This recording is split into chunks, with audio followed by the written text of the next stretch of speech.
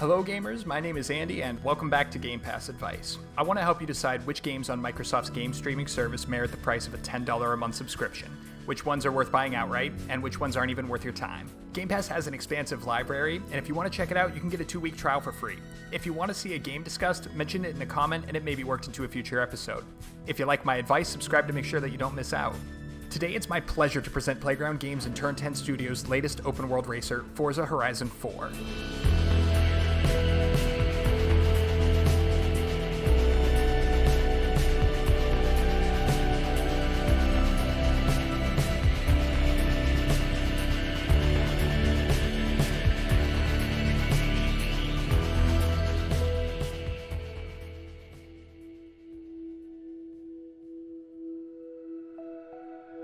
Now, before we get started, wait, don't click away yet. If you think these types of games are boring, that cars are uninteresting, or that games comprised of both are inherently tedious and repetitive, you haven't played the Horizon games yet. Probably. My first game in this series was 2016's Forza Horizon 3. Before that point, I didn't see how racing could remain engaging in a free-form setting. Within my first half hour of Horizon 3, I was a converted believer. This simply didn't feel like any other racing title. It wasn't just one of the best racing titles out there, it was one of the best open world games I had ever played. The sheer amount of things to do at every turn was staggering. To me, this felt like a party that you drove around in. Like all Forza games, it felt like a love letter to a massive variety of automobiles, trying to convince you that you should love them too. Horizon doesn't just invite you in to have fun driving some cars, it pulls you in and demands that you enjoy yourself. If you're still with me, I want to get one thing straight out of the way. This game often looks incredible. Horizon 4 makes that statement early. To gain an appreciation, I want to show you some detail in the opening moments. Lighting changes as the car passes under foliage. The soft light of the sun as the scene changes from summer to autumn. Seconds later, we transition to winter, and snow is gathered on the car from driving on slick roads. Then, in spring, you'll notice the shine from rainfall on the pavement. I could point out the level of detail on this faithful recreation of the McLaren Senna, as all cars in the game are closely modeled after their real-life counterparts. Water splashes up from the tires. Deer run alongside the road as a flurry of cars rush through the woods, which, come on, this is a perfect analogy for players running through the online sessions. There are more things happening in this shot than I can list here as we get a beautiful view of scenic England. And best of all, this is in-game production value. Welcome to autumn, a new beginning for the festival that never ends. Don't go anywhere, Horizon is here to stay.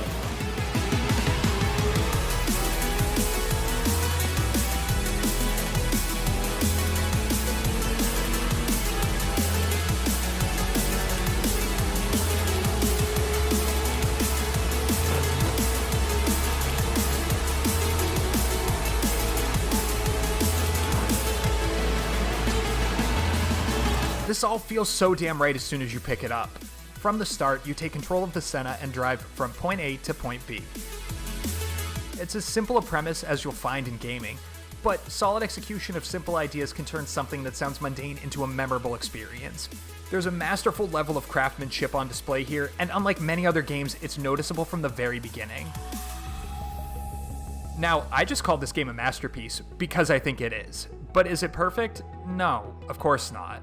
It's not far off, though. For example, an outright sin was committed with microtransactions. Early on, I went to start an event only to discover that I needed to buy the Best of Bond DLC pack, which costs $10. But it's fine. It's fine. I mean it. It's fine. See, Forza, I'm over here enjoying all of your other content that was included in the damn game. So, it's fine. It's fine. I'm fine. You're fine. Everybody's fine. It's not a big problem. It's fine. Really. It's fine.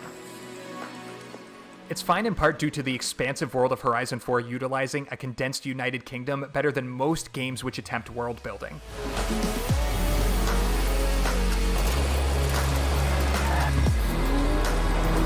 Winding forested streets, open plains, and tightly packed city corridors are all within driving distance of one another. All locales feel distinguished and lovingly crafted. Courses and challenges wind through the entire map. Some of the goals of open-world games are to create a widely traversable setting, encourage a variety of tasks either mandatory or optional, and to use these features to build immersion, which grants a sense of ownership over the individual's experience.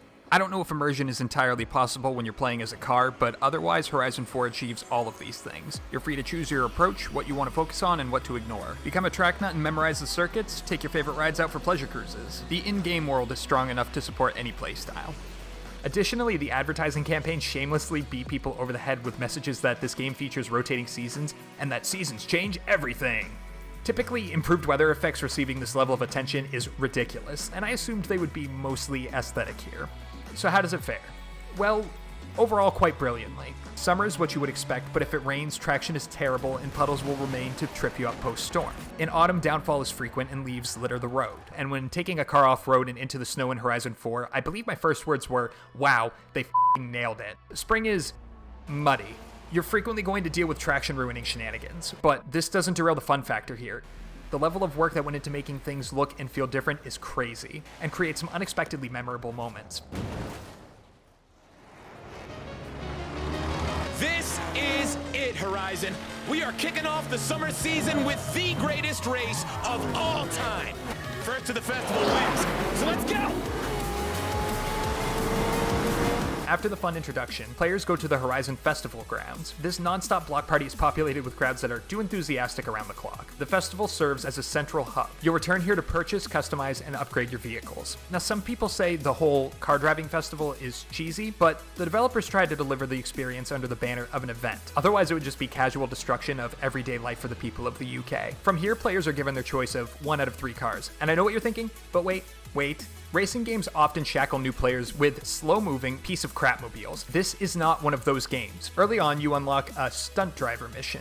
There you're given an event based around the Bugatti Chiron, one of the fastest cars in existence. It's a prime example of how Horizon 4 consistently presents fun activities. I don't know if this was a gimmick to impress fence-sitters playing the demo or implemented to improve pacing during the final game. Either way, I appreciated it. Campaigns break up potential monotony by allowing you to test drive great machines that you can purchase later. There's only one festival site compared to the multiple there were in Horizon 3. The saving grace here is that every area is utilized to the absolute fullest, giving the UK lots of life. I've played around 30 hours and I'm still being given new courses and activities. Coupled with how different everything feels in each season, it's easy to see the longevity on offer. After familiarizing yourself with the basics, Horizon 4 starts off in summer. You qualify for the Autumn Festival in each subsequent season by increasing your influence to a set threshold. Influence is a resource gained primarily from completing events, but you're always earning more from driving around the country. This ensures that things keep rolling, even if the player doesn't directly advance through the year-long campaign. Completing one in-game year finishes the campaign. After this, you're added to the Horizon roster, which means that you're eligible for seasonal championships and other events. Seasons then rotate weekly. This applies to everyone playing online. Complete enough races in a particular series and you'll unlock more advanced events. This culminates in larger races which span huge portions of the map. Scattered around the map are challenges such as drift zones, speed traps, and danger signs, the latter of which take your $1 million sports car and see how far you can launch it before gravity kicks in. These are optional but offer rewards upon completion. Showcase events are spectacles that have you facing off against planes, trains, and hovercrafts. There are only a handful, but showcases are individually some of Horizon's funnest activities.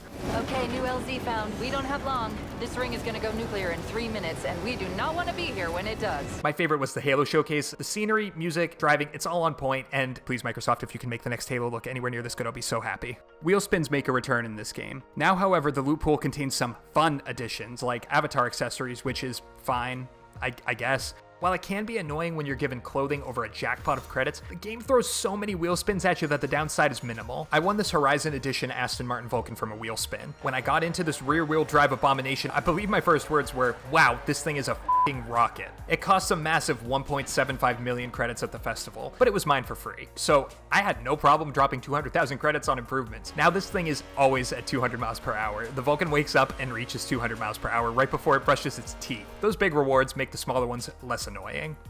And I was going to write this whole breakdown of how Horizon handles currency and in-game economy, but here's the simple version. The game throws stupid amounts of various types of fake currency at you. It never wants you to feel like what you want is out of reach. You really like that gas-guzzling behemoth, but swapping out for a better engine is going to cost you 400,000 credits? Spend that money in the pursuit of having fun. You can easily win those credits back on a couple of wheel spins.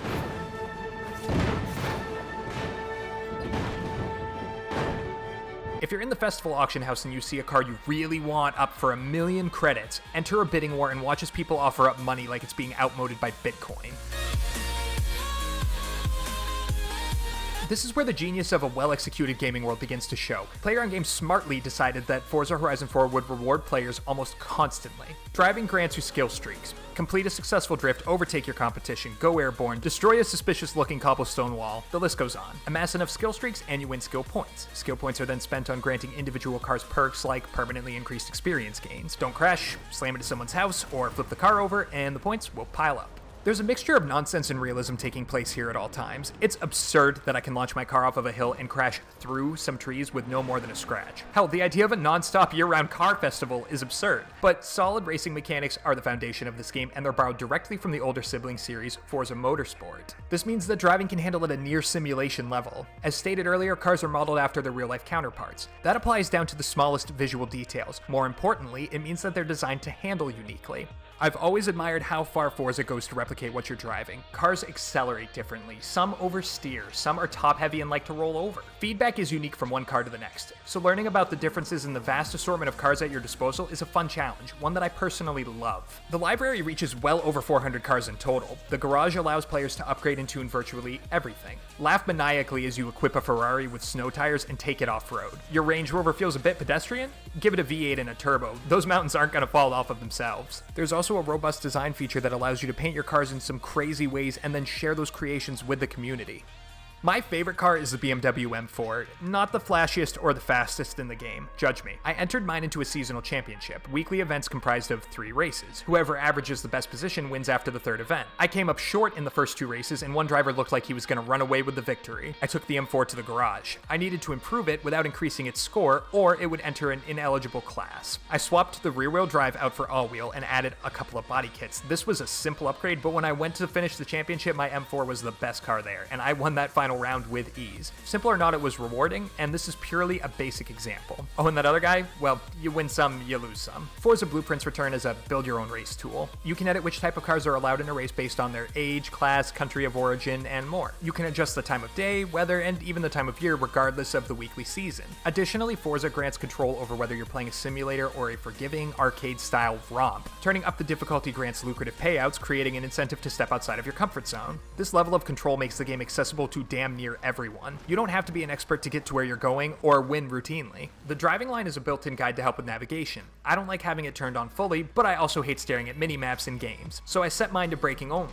Now it appears as a trail of breadcrumbs from A to B across the open world. Most importantly, you can change the skill level of the computer opponents. Drivatars display gamer tags of real players and behave based on their real-life counterparts. There's really no telling exactly how accurate their behavior is, but they'll keep you from passing, hit you back, and even make mistakes sometimes. This guy is a terrible driver. Drivatars make compelling adversaries for computers. Despite my disgusting levels of praise, Forza Horizon 4 does struggle in some frustrating ways.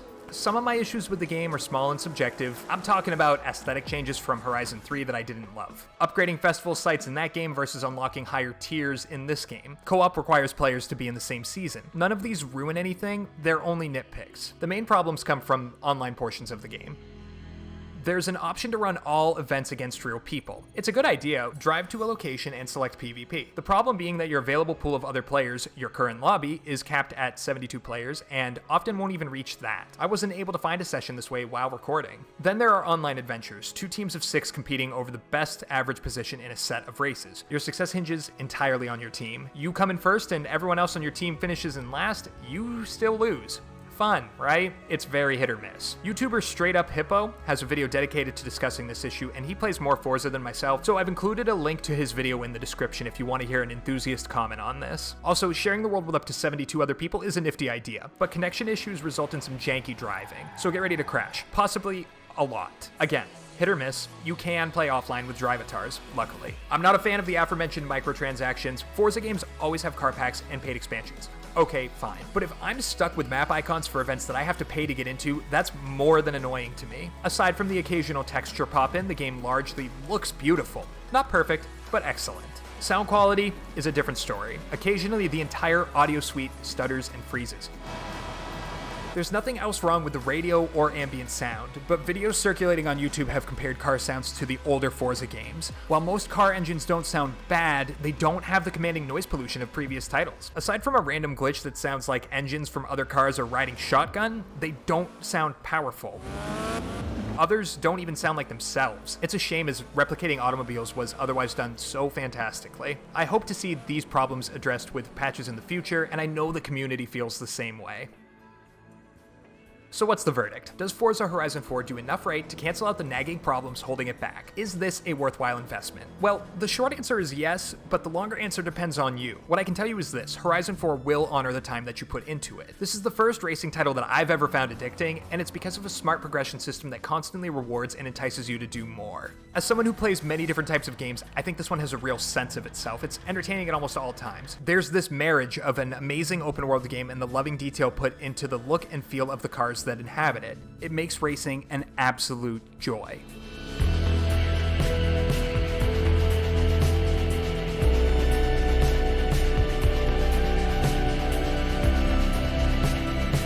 While technically imperfect, it's an amazing thing to behold overall, and so my advice would be that this is absolutely worth buying if you remotely enjoy racing or appreciate solid open world games. If you're not a car person, or you think that closed circuit experiences like the Forza Motorsport series are superior, this is at the very least worth trying on Game Pass. This game has actually been called the best reason to try Game Pass, and that's actually a great point. Regardless if you own an Xbox or PC, you owe it to yourself to check out Horizon 4. It's just that good. Guys, thank you so much for watching. If you enjoyed this video, leave a like, share it with a friend to tell them about Horizon 4, comment a game you want discussed, and maybe subscribe so that you don't miss that episode. Also, I want you to thank my friends, because I wouldn't be here without them. Till next time.